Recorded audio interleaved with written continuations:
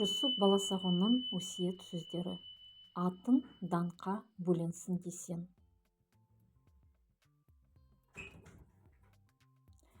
Ақыл көркі тіл, тілдің көркі сөз. Кісі көркі жүз, жүздің көркі көз. Білімді аз, білімсіздер қаптаған. Ақылсыз көп, ақылдыны таптаған. Тіл жүрегін шырын болсын қайда да, сөзбен есті, тектен текке лайлама. Кім білікті, аты даңқа бөленер, кім өнерсіз, аты атақсыз көнерер.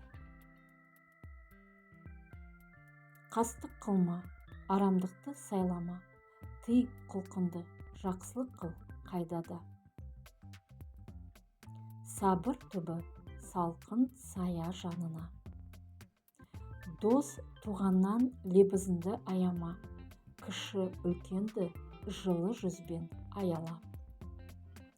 Аз сөйлесен де андап сөйле. Таяқ еттен, сөз сүйектен өтеді. Сөз қалады, таяқ табы кетеді.